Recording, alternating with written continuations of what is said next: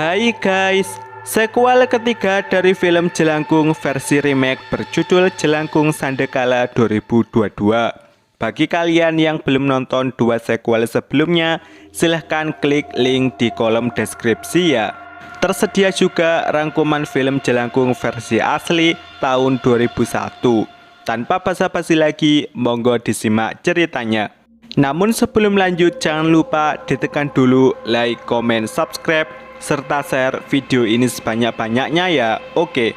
Scene diawali Dimas dan Sekar di sebuah rumah kosong persiapan main jelangkung untuk memanggil kembali arwah anak mereka bernama Rania. Jelangkung mulai dimainkan dengan mantra yang sudah tersedia di sana. Sumping tadi undang. Tadi antar. Seketika jelangkung bergerak dengan sendirinya. Terdengar suara Rania dari ruang sebelah. Dimas pun menyusulnya perlahan. Tiba-tiba disinilah Dimas meninggal dengan kepala terbalik. Film pun dimulai. 1 tahun kemudian pindah ke keluarga Adrian yang mau berlibur ke luar kota, namun ban mobilnya bocor. Kinan menunjukkan foto tempat wisata paling recommended, sedangkan Niki memfoto bangkai musang. Berang-berang ya. Oh, ini tuh musang mati. Diceritakan Sandra dan Niki sedang gondok-gondokan. Dia manggil nama loh ke aku. Niki pun masuk mobil karena perbaikan sudah selesai. Perjalanan dilanjutkan melewati jalan yang di tengah-tengahnya terdapat portal sehingga mobil harus jalan pelan-pelan. Sampailah mereka di waduk yang sangat indah. Kinan langsung main ditemani Sandra, sedangkan Adrian dan Niki bicara empat mata tentang masalahnya dengan Sandra.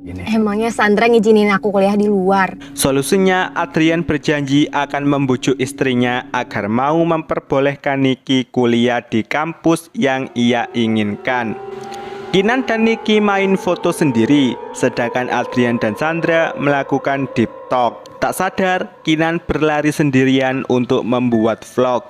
Niki pun yang disuruh ngikutin sampai masuk ke dalam hutan, melewati bangunan tua, bahkan sampai menyusuri jalan setapak. Terlihat Kinan sangat bahagia ngefoto pemandangan waduk dari dekat. Niki pun izin ke toilet meninggalkan Kinan yang asyik membuat konten. Nah, di situ juga lagi ada hutan. Muncullah Sarno yang sedang mencari ikan. Matahari mau tenggelam sehingga Sarno menyuruh Kinan segera kembali. Masalahnya Kinan lupa jalan kembali dan malah turun. Jalanan pun sudah ditutupi kabut. Kinan semakin tersesat ke dalam hutan berbekal seberkas cahaya flash. Disinilah Kinan menemukan jelangkung. Tiba-tiba Niki baru keluar dari toilet menelpon Kinan, tentu saja nggak bisa. Ia pun nyusul masuk hutan kemudian ke danau. Di sisi lain, Adrian ditelepon atasannya jika ia harus ke kantor cabang. Ada yang harus ditandatangan sih.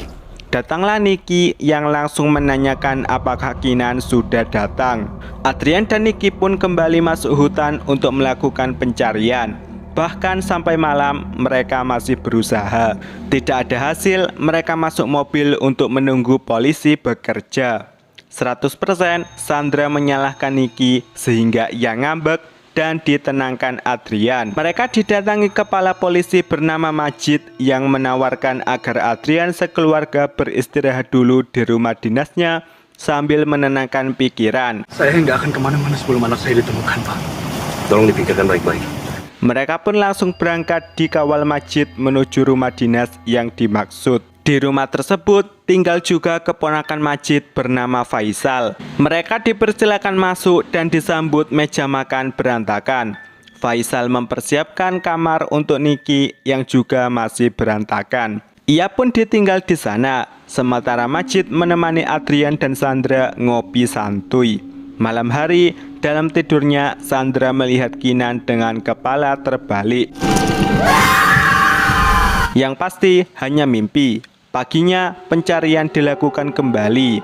Karena kecapean, Sandra dipersilahkan istirahat sambil minum. Mereka duduk bersampingan karena Niki menyesal atas semua yang terjadi.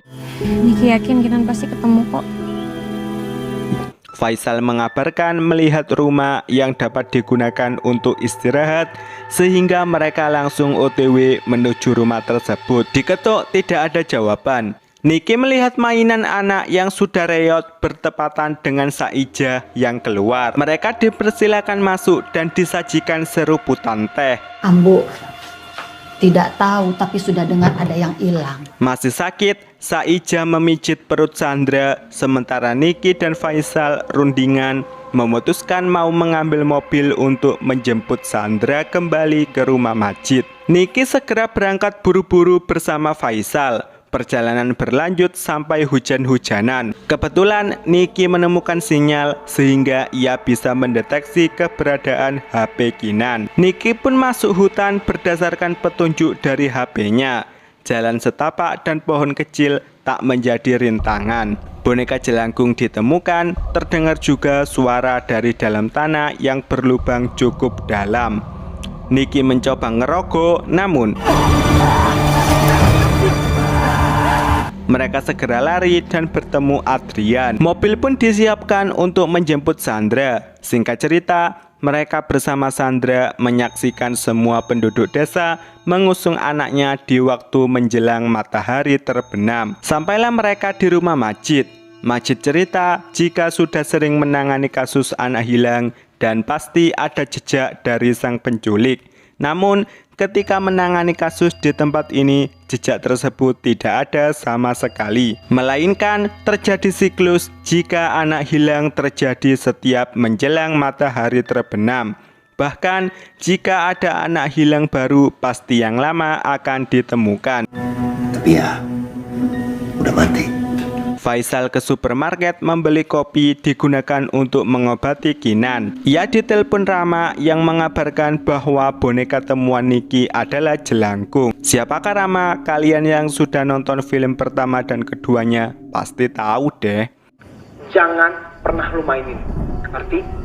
Faisal juga cerita jika memang di danau tersebut sering terjadi kasus anak hilang di waktu menjelang matahari terbenam. Ia juga menunjukkan video ABG yang sedang berlibur di danau tersebut dan didatangi sosok. Ini tuh di dermaga tempat Kinan hilang kan ya, Cal? Iya. Malam tiba, Sandra tidur pulas. Pukul 11 kurang ia terbangun melihat ke jendela, tiba-tiba lampu mati sendiri. Sandra pun keluar kamar. Ia menyalakan lampu tapi nggak lama mati lagi. Mau dihidupkan nggak bisa. Tiba-tiba pintu kamar Niki membuka sendiri. Padahal Niki masih tidur pulas. Telepon berdering, itu adalah Niki. Aku di jalan, Mam. Masih agak jauh nih sama Faisal. Seseorang di belakang klusek-klusek. Setelah dicek, kosong. Sandra juga menemukan Kinan di kamar mandi. Setelah dibuka, ternyata kosong. Sandra menggunakan flashnya untuk melihat ke bak mandi. Darah mengecer di lantai bersamaan dengan Kinan yang diterkam sosok menyeramkan. Sandra terbangun ditemani Adrian dan Niki. Diceritakan ia habis jatuh di kamar mandi. Sandra menceritakan habis melihat Kinan, tentu saja semua nggak percaya. Kamu kurang istirahat, itu yang bikin kamu halusinasi. Faisal ngecek ke kamar mandi dan melihat boneka jelangkung mencungul dari tas Niki.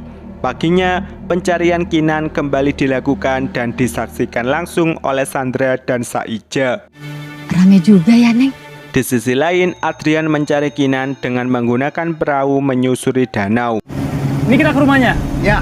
Di rumah, Niki dan Faisal ngubrek-ngubrek data anak hilang di kampung. Semuanya berkronologi sama seperti kasusnya Kinan. Dan ini adalah kasus pertamanya yang terjadi pada tahun 2000.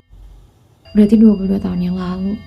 Anehnya, semua anak yang berhasil ditemukan memiliki kondisi sama 100%. Di sisi lain, Majid menginterogasi Sarno karena dialah satu-satunya orang yang bertemu Kinan terakhir kali. Sarno baik, Pak. Sarno baik.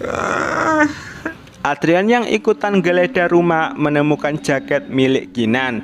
Terjadilah keributan sehingga Sarno harus ditembak karena melawan. Tim lainnya melaporkan telah menemukan mayat di danau. Sandra dan Niki langsung nyusul Adrian ke rumah sakit terdekat. Dari kamar jenazah, Majid keluar untuk menyimpulkan jika jenazah tersebut perempuan. Itu artinya bukan Kinan. Oleh karena itu, Majid akan melakukan penyelidikan lebih lanjut. Apakah jenazah ini ada kaitannya dengan Kinan? Ia langsung berangkat, tentu saja ditemani Adrian. Niki masuk ke kamar jenazah sendirian untuk membuka si mayat. Niki pun tahu jika dia adalah Rania, anak yang hilang tahun lalu. Ada yang memanggil Niki dari dalam tasnya. Ia mendengarkan boneka jelangkungnya, kemudian membuka kembali si mayat. Niki tercekik, beruntung ia bisa selamat dan ditenangkan Faisal. Mereka ngecek kembali, tentu saja nggak ada Kinan di sana. Faisal pun menyimpulkan jika semua ini diakibatkan oleh boneka jelangkung. Sandra menemui Saija membawa keripik kesukaan Kinan. Tujuannya, apabila Saija bertemu Kinan dan takutnya kelaparan, Saija bisa langsung memberikannya. Tanpa basa-basi, Sandra pamit pulang. Namun perutnya sakit parah sehingga ia dipersilakan mampir. Niki dan Faisal mengunboxing barang milik anak-anak yang dinyatakan hilang. Salah satunya adalah potongan wajah boneka jelangkung yang di dalamnya terdapat tulisan namun sobek. Niki juga menemukan tulisan lain dalam boneka jelangkungnya yang tak lain tak bukan adalah mantra main jelangkung. Keduanya adalah tulisan mirip. Ini semua udah pasti ada hubungannya sama Kinan, Sal. Datanglah tersangka begal bernama Jonas yang kali ini tertangkap. Jagain bentar ya. Sandra dan Saija makan bareng. Saija cerita jika memiliki satu anak berusia 17 tahun. Namanya Inggi. Diceritakan Inggi tidak mau sekolah karena menjadi korban bullying. Dia di kamar sebentar. Aneh sekali, Sandra mendengar suara Kinan dari kamar Inggi. Dengan senter, Jonas menggoda Niki sehingga Faisal harus bertindak. Tiba-tiba, boneka jelangkung aktif sendiri. Asli? Niki terus melihat hingga lampu mati dan tembok seketika berlubang yang di dalamnya terdengar suara Kinan. Niki pun mereview lubang tersebut yang ternyata adalah portal menuju alam jelangkung.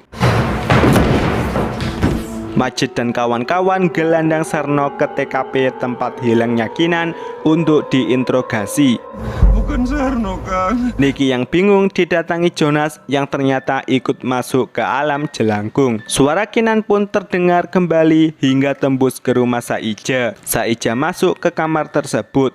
Karena penasaran, Sandra mendekat. Ia mengambil pisau untuk jaga-jaga. Sarno terus diinterogasi. Ia mengaku Kinan diambil oleh makhluk yang suka muncul kala menjelang terbenamnya matahari. Tanpa pikir panjang, Adrian bertindak gegabah. Beruntung para polisi segera menenangkannya. Adrian tiduran di semak-semak. Seketika terdengar suara Niki dan Kinan sehingga Adrian langsung nyusul masuk hutan. Di alam jelangkung tersebut, Niki menemukan rumah. Oblek dinyalakan bertepatan dengan Sandra yang sudah masuk ke dalam kamar tersebut. Ia disambut oleh Inggi dalam kondisi mengerikan. Scene flashback, Inggi memiliki kelainan yaitu tubuhnya lebih tinggi daripada manusia normal. Oleh karena itu, Inggi selalu dibully oleh teman-temannya hingga ia memutuskan bunuh diri di waduk tempat Kinan menghilang. Jasadnya yang ketemu pun akhirnya diawetkan di kamar ini oleh Saija. Tentu saja arwahnya juga dikurung dalam boneka jelangkung. Masalahnya Inggi selalu minta teman. Oleh karena itu, setiap matahari terbenam, Saija mencarikan teman untuk Inggi melalui jebakan yang telah ia buat. Kamu ngapain anak saya? Dia harus main sama anak saya. Sandra langsung menelpon Faisal untuk mengabarkan hal ini. Suara Sandra tembus sampai alam jelangkung. Niki terus melakukan penelusuran hingga bertemu berbagai mayat dalam berbagai keadaan. Disinilah Niki bertemu dengan Kinan yang sedang bandulan dalam keadaan mata buta. Jonas yang mau kabur tiba-tiba Niki dan Kinan pun menyelamatkan diri masuk ke rumah. Ia menemukan Jelangkung kemudian menutup rapat pintu. Di pojokan, Niki membaca mantra Jelangkung. Jelangkung, ini ayah hajatan. Seketika mereka kembali ke alam nyata, tembus ke rumahnya Saija bertemu Sandra. Disinilah mata Kinan kembali normal. Mereka pelukan hingga Kinan pun ditarik oleh sosok yang tak lain tak bukan adalah Inggi. Seketika Inggi kembali ke alamnya. Melihat hal ini, Saija yang gak terima langsung balas dendam ngamuk. Sasaran terakhir adalah Sandra. Faisal segera menyelamatkan satu persatu yang di sana, terutama Kinan menuju mobil. Semuanya sudah masuk namun Saija nyusul dan mobil macet. Saija berhasil numpang. Terjadilah pertarungan pamungkas hidup dan mati ala perempuan yang berakhir dengan kemenangan Niki dan kawan-kawan. Jenazah Saija dibuang di tengah jalan. Esoknya jenazah Saija dievakuasi masjid. Keluarga Adrian pun pamit pulang dari kampung tersebut. Ditutup dengan salam perpisahan oleh Niki dan Faisal. Makasih ya, Cal. Tante. Mobil melewati jalanan hutan yang di sana masih ada Sarno sedang main jelangkung. Film pun berakhir. Oke, film ini mendapat 5,6 dari IMDb. Untuk rating versi saya bernilai 6,1 ditambah 1,0 lagi untuk Niki, sehingga totalnya 7,1. Sampai di sini rangkum film Jelangkung Sandekala 2022 dan see you next video.